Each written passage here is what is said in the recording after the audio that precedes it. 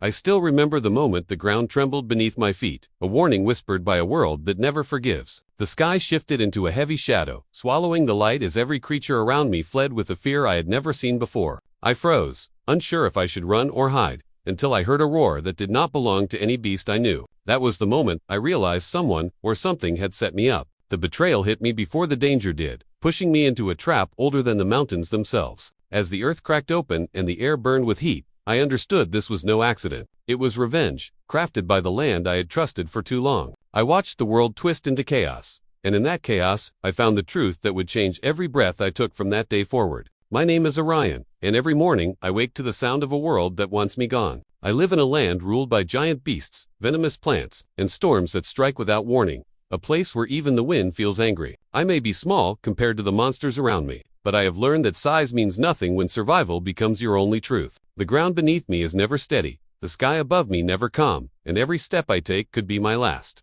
I trust no creature, no shadow, not even my own instincts, because betrayal hides in the smallest moments. Yet the twist came the day I realized the danger was not just around me, but following me, watching me, waiting for the right moment to strike. This world has no mercy, but neither do I. Not anymore. Arian's realization hangs in the air like a silent wound, and before I can even steady my breath, the darkness around me shifts with a sound so slow and heavy that it freezes my veins. I do not turn.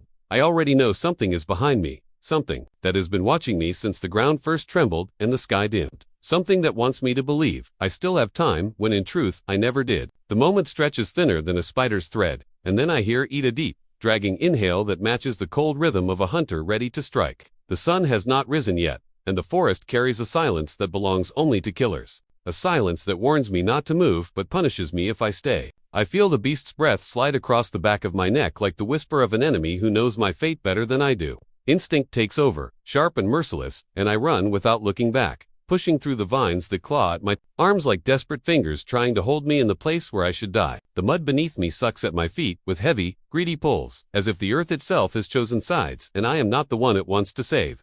Every leaf shakes with my heartbeat, every shadow stretches with my fear, and every branch that snaps behind me reminds me that the creature chasing me is faster, stronger, and far more patient than I ever imagined. I try to breathe, but the air feels thick, as though the forest is swallowing every gasp I take and turning it into a warning for the things that hunt at night. My legs burn, my chest aches, but I refuse to stop, because stopping means giving the darkness exactly what it came for. The beast lets out a low groan, not loud, not rushed, just enough to tell me it enjoys the way I flee, the way I struggle, the way I still dare to hope I might escape. It knows this is its land, its hour, its perfect moment. The path twists sharply, pulling me toward a ridge I have never crossed before, a place whispered about by the creatures who hide during the night. They say the ridge belongs to something older than teeth, older than claws, older than revenge itself. But I have no choice. The hunter behind me closes the distance with a thundering sprint that shakes the ground harder than the first quake. I felt the day everything changed. I push myself harder, letting branches slash my arms, letting stones bruise my feet. Because pain means nothing if I can stay alive long enough to understand why the world seems to have turned against me. Just when I think I have outrun the predator, the forest betrays me again. A root rises from the soil like a living serpent and hooks my foot with perfect cruel timing. I fall forward, hitting the ground with a force that steals my breath and fills my mouth with the taste of dirt and blood. The beast stops behind me. It steps slow now, almost amused, savoring my helpless position. I lift my head, refusing to surrender, and in that moment, the moon breaks through the clouds for a single heartbeat, just enough to reflect in the creature's eyes. They are not the eyes of a simple predator. They hold a knowing fire, a reflection, of something that has watched me long before tonight, something that carries a grudge carved deep into its ancient bones. It steps closer, but before it reaches me, the forest erupts with a roar that shakes the trees apart. Another presence emerges, heavier, angrier, older. The first beast retreats instantly, not out of fear of me, but fear of the thing now watching us both. I scramble back on trembling hands, my heart racing as the second creature steps forward, its massive shadow swallowing me whole. And in that moment, as the night grows colder and the ground pulses beneath us, I understand the truth I never wanted to face. I am not only being hunted, I am being chosen. The betrayal I felt before was only the beginning, and the revenge rising from the depths of this world is far from over. As the giant shadow loomed over me, I forced my aching body to move, crawling away from the cold breath of the creature until the forest swallowed me again, and I ran without looking back, guided only by the faint glow of distant embers drifting in the air like dying stars, each step pulling me deeper into a land I had never dared to enter. My lungs burned, my legs trembled, but when the roar behind me faded, I pushed through a narrow passage between two jagged rocks and found a warm cliffside, where the stone walls held on to the heat of the day like a silent guardian. For a moment, I believed I had escaped the night's hunt. I believed I had found a place where I could breathe, even if only for a little while. I gathered the small pieces of dried meat I had saved, placed them in a corner, and leaned against the stone as exhaustion wrapped around my bones. But as soon as my eyes began to close, I heard soft footsteps, familiar ones, the gentle rhythm of a creature I once trusted, a companion who had walked beside me through storms and hunger. I opened my eyes with a brief spark of relief, thinking I was no longer alone, but that relief shattered the moment he stepped forward with a low, cunning snarl. I had never heard from him before. His eyes, once calm, now carried a strange hunger, a darkness sharpened by the chaos of the world we lived in. Before I could speak, before I could understand, he lunged toward my corner and snatched every bit of food I had left, gripping it tightly in his jaws. I froze, unable to believe what I was seeing, because betrayal cuts deeper when it comes from the one you trust most. He backed away from me slowly, never breaking eye contact, as if he wanted me to see that this was not instinct, not survival, but choice. Then he turned and slipped into the night, leaving me with nothing but the echo of his fading steps. A reminder that even companionship is a luxury in a world built on fear. The warmth of the cliff suddenly felt cold, the shadows around me stretched wider, and the silence became sharper, as though the night itself had shifted its attention toward me. I knew I could not stay, without food, without a guard, without anyone who would warn me of the dangers crawling through the dark. The cliff was nothing more than a trap waiting to close. I stood slowly, feeling the weight of betrayal settle in my chest, heavier than the rocks beneath my feet. The forest beyond the cliff was pitch black, the kind of darkness that hides not just threats but intentions, and yet I stepped into it because staying meant surrender. Every sound felt louder now, every leaf crack carried a warning, every breeze whispered my name with chilling accuracy. I kept moving, placing my hands on tree trunks to guide myself through the unseen paths, listening for the soft rustle of something or someone who might be following me. The deeper I walked, the more I sensed that I was not simply alone. I was exposed. Something hidden in the dark was watching, waiting, learning my movements the way a patient enemy studies its prey. My heartbeat echoed in my ears, but beneath it, I heard another rhythm, slow and steady. The breath of something keeping pace with me from the trees. I tried to convince myself it was the wind, but the wind does not pause when I pause, does not hold its breath when I listen, does not match each careful step with its own. The betrayal from my companion had pushed me into a greater danger I could not yet see, a danger that moved with silent purpose. When the branches above me shifted without wind, I looked up and saw nothing, just darkness layered over darkness. But I felt it, a presence, unseen yet intentional, a creature that chose not to show itself because fear grows stronger when the enemy remains hidden. The night around me tightened like a noose, and as I stood between the towering trees with only the sound of my breath keeping me grounded, I understood the truth I had ignored for too long. The world did not simply want me to struggle. Something in it wanted me gone. And now, surrounded by shadows that watched without blinking, I realized the silent betrayal was only the beginning, and the unseen enemy had already marked me as its next target. The unseen enemy's breath still lingered in the branches above me when a sharp crack erupted to my right, and before I could turn, another echo answered from the opposite side, closing around me with a cold precision that sent chills racing down my spine, forcing me to understand that the night was no longer stalking me in silence. It was preparing to strike. I stepped back slowly, keeping my hands open, trying to steady my breathing as pairs of glowing eyes emerged from the shadows. First 2, then 4, then 6, each one moving with a hunger sharpened by the darkness. The pack encircled me with patient steps, their low growls vibrating through the earth as though they were rising from the soil itself. I felt the weight of the betrayal I had suffered earlier pressing harder now, leaving me exposed with empty hands and an aching body, but the fear that once held me still burned into something fierce, something alive, something that refused to surrender. I scanned the ground in desperation and spotted a jagged stone half buried in the dirt, its edge sharp enough to slice through bark. I lunged for it, grabbing it so quickly that the nearest hunter flinched, and for a moment the pack paused, reassessing their prey. My pulse hammered through my arms as I raised the stone, my fingers trembling, not from weakness but from the surge of energy flooding through me. The first beast leaped, its claws reaching for my throat, and I swung the stone with every ounce of strength I had left, feeling it connect with a sickening crack that sent the creature stumbling backward with a furious howl. The others reacted instantly, teeth flashing, bodies lunging, and I spun to keep them from my back, knowing that one mistake would end everything. I grabbed a broken branch from the ground and thrust it into the small fire pit left by some earlier traveler, sparks erupting into a sudden flame that illuminated the snarling faces around me. The heat kissed my skin, the smoke filled my lungs, and for the first time that night, I felt something powerful rising inside me, something older than fear. I swung the burning branch in wide arcs, forcing the hunters to retreat a few steps, but they did not give up. They tightened their circle, studying me, learning how I moved, preparing to strike again with greater force. My arms ached, my throat burned, but every heartbeat reminded me that survival was not a wish. It was a decision, and I chose to fight. One of the beasts darted forward,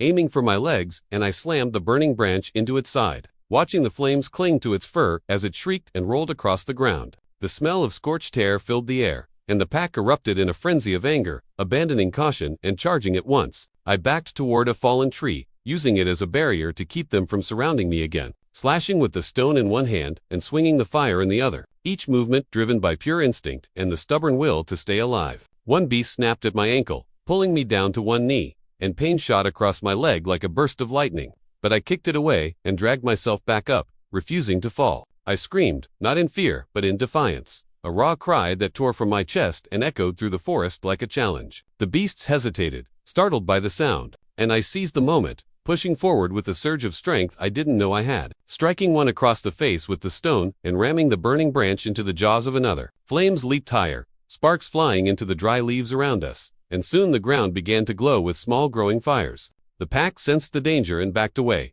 growling with frustration, their hunger battling their fear as the flames spread across the forest floor. I staggered to my feet, clutching the stone and the burning branch, watching as the hunters retreated step by step until the fire's heat forced them to vanish into the deeper shadows. My breath came in harsh waves, my limbs trembled, and the world spun for a moment, but I remained standing. The night was not silent anymore. It roared with the crackle of fire and the fading howls of beasts that had nearly ended me. And yet, despite the victory, a cold truth settled in my chest. The unseen enemy had not retreated with them. Something else still watched me from the darkness, waiting for the perfect moment to strike, and I knew the fight to survive had only just begun.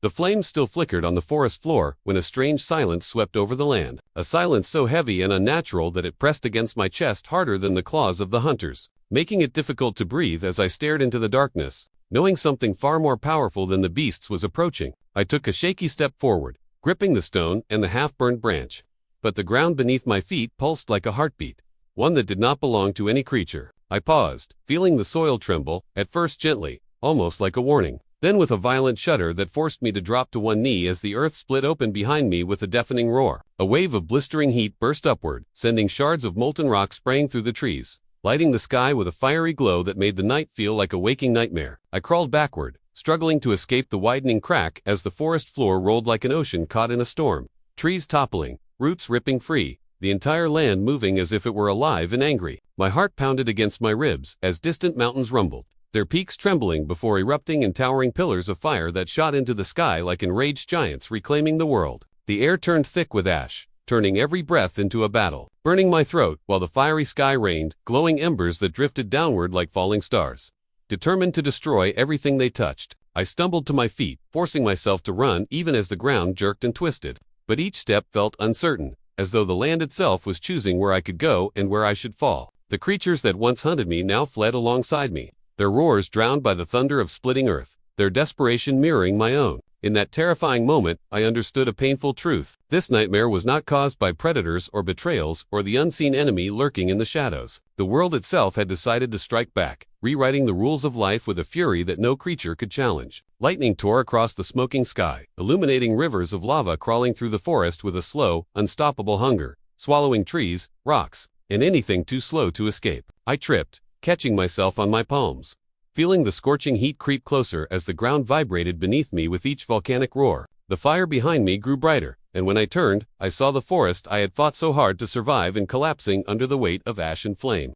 its beauty disappearing into a storm of destruction. I pushed forward, my legs shaking, my throat raw, knowing that I could not stop, not even for a second, because the land no longer cared about who lived or who fell. It wanted to start again, to erase the world I knew. A massive boulder crashed down from a cliff above, smashing into the earth only a few steps from where I stood, forcing me to jump aside as dirt and stone exploded around me. My vision blurred, my ears rang from the endless roar, but the instinct to survive kept dragging me forward even when my body begged to collapse. The sky darkened further as ash thickened, turning day and night into the same choking gray, and for the first time, I felt truly small, not because of the beasts or the unseen enemy, but because the planet itself had reminded me how fragile my existence was. I ran until my lungs felt like they would tear, until my legs threatened to give out, until the fiery glow behind me softened into a distant rumble, and when I finally stopped, Standing on a trembling ridge overlooking a valley turning red with flowing lava, I realized the world I had known was gone. The earth had betrayed me more deeply than any creature ever could,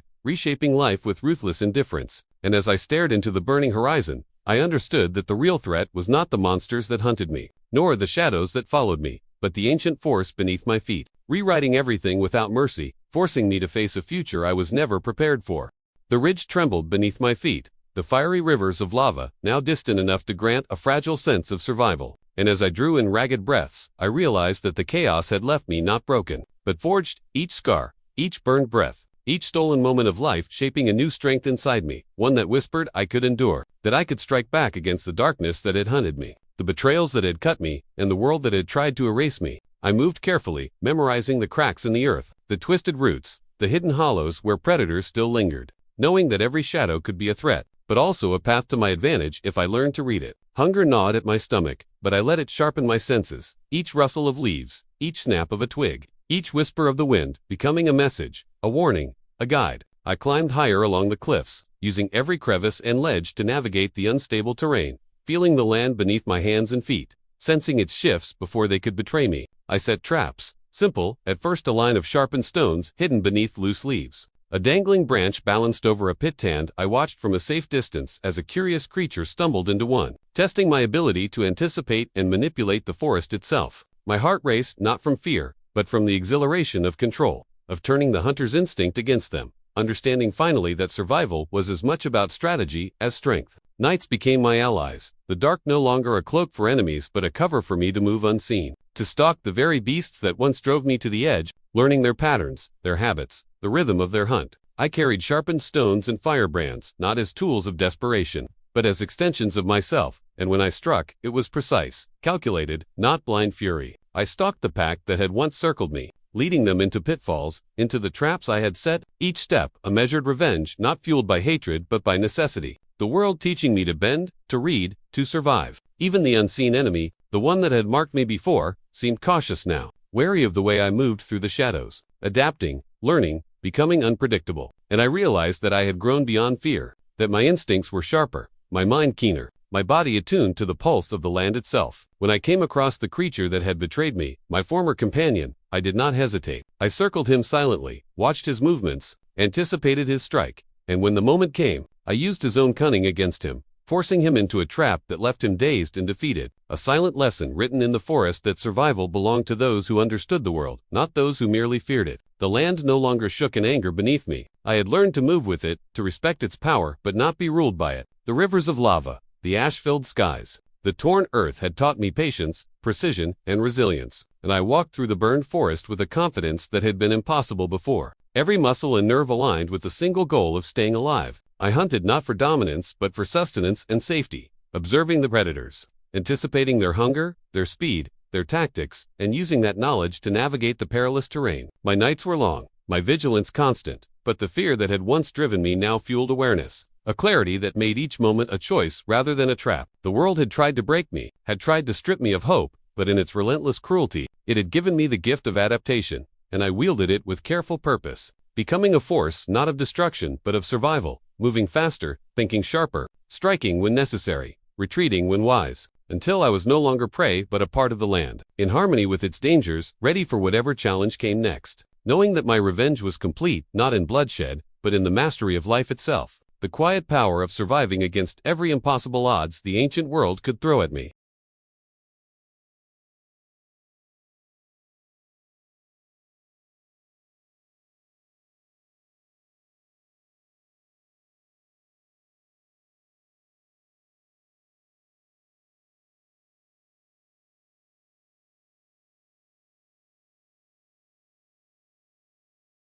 I stand at the edge of the cliff, the world below me a canvas of fire and ash, rivers of molten rock carving paths through the forest. Yet even in this destruction, life begins to reclaim its place, fragile shoots of green pushing through the scorched earth. And I realize that every battle I survived, every betrayal I endured, every predator I out was not just about living, it was about becoming something stronger, something wiser, a witness to the raw, unyielding power of this ancient world. The wind carries whispers of the creatures I once feared, of the earth that tried to bury me, yet I remain, not as a victim, but as a force shaped by every strike of fate, every twist of survival. Life millions of years ago was brutal, but it forged warriors, and I am one of them. Remember this: survival is never luck. It is choice, and the story of this world, its chaos and its justice, is far from over.